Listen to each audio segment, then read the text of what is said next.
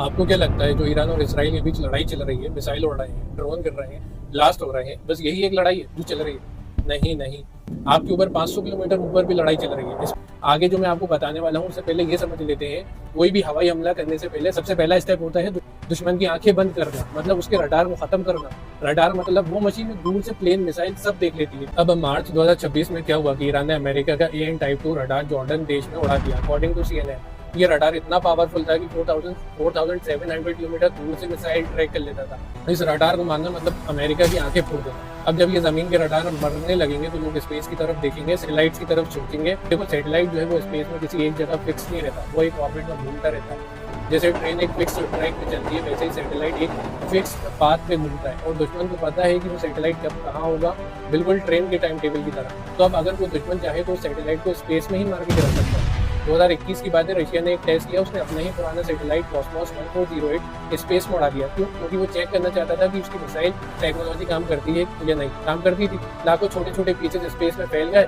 International space station को उसके पीछे से बचने के लिए अपना पाथ चेंज करना पड़ा था। और according to Asia Times, China ने 2025 में एक लेजर क्रिस्टल डेवलप किया जो सैटेलाइट को ब्लाइंड कर सकता है। उन्होंने 60 mm का क्रिस्टल बनाया जो 550 मेगावाट तक टॉलरेट कर सकता है। ये लेजर ग्राउंड से सैटेलाइट को डिसेबल कर सकता है, मतलब सैटेलाइट को फिजिकली तोड़ना नहीं, उसकी आंखें बंद करना। अब सोचिए अगर ये वॉर चल रही है, वॉर बढ़ गई और चाइना डायरेक्टली या इनडायरेक्टली इन्वॉल्व हो गया और अमेरिका और चाइना एक दूसरे के सैटेलाइट उड़ाने लगे तो क्या होगा? सब इंस्टेंटली बंद नहीं होगा। बैकअप सिस्टम्स हैं, यूरोप का गैलीलियो है, रशिया का ग्लोनास है, चाइना का वीटो है, हैंगिंग टेरेस्ट्रियल बैकअप्स है, स्टारलिंक जैसे कमर्शियल सिस्टम्स है। लेकिन भाई असली प्रॉब्लम ये है कि ये सब बैकअप्स भी स्पेस में ही है।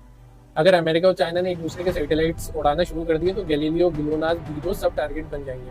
तो अब इंसान ने सोचा कि मिसाइल से सैटेलाइट मारा जा सकता है, तो ऐसा क्या करूं कि मिसाइल आने से पहले ही पता चल जाए। एक सॉल्यूशन निकाला, स्पेस में डेटा सेंटर बना दो। गूगल, अमेज़न, एलॉन मस्क सब इसी रेस में लग गए हैं। स्पेस में डेटा सेंटर्स बनाने की रिसर्च ऑलरेडी शुरू हो चुकी है, लेकिन वो डेटा सेंटर भी होगा तो एक सैटेलाइट ही ना, और सैटेलाइट को मिसाइल से मारा जा सकता है, तो फिर वही प्रॉब्लम। अब इंसान ने सोचा कोई ऐसी चीज हो जो मिसाइल आने से पहले ही डिसीजन ले ले कि इसका क्या करना है, इसको आने देना या रोकना है। यहाँ एंट्री होती है AI की, मतलब आर्टिफिशियल इंटेलिजेंस। हाल ही में मार्च 2026 में एक रिसर्च आई सामने, AI ने सिर्फ फ्री BSD सिस्टम में कमजोरी ढूंढी। फ्री BSD वही सिस्टम है जो नेटफ्लिक्स, प्लेस्टेशन, व्हाट्सएप के पीछे चलता है। मतलब AI अब इतना समझदार हो चुका है कि वो खुद ही खुद को और स्मार्ट बना सकता है। अब सोचो अगर यही AI स्पेस में डेटा सेंटर में डाल दो और उसे ऑर्डर दो, जो भी मिसाइल आए उसे रोकना, तो वो AI ये भी सोच सकता है इस मिसाइल को रोकना चाहिए या नहीं। क्योंकि अगर मैंने रोका तो शायद पूरा वॉर ही ना शुरू हो जाए। मतलब AI अब कमांडर जैसे बिहेव कर रहा है, इंटेलिजेंस दे रहा है, टारगेटिंग कर रहा है। स्पीड इतनी हाई है कि ह्यूमन इंटरवेंशन मुश्किल हो रहा है। और प्रॉब्लम ये नहीं है कि AI स्मार्ट हो रहा है, प्रॉब्लम ये है कि अगर AI ने गलत डिसीजन ले लिया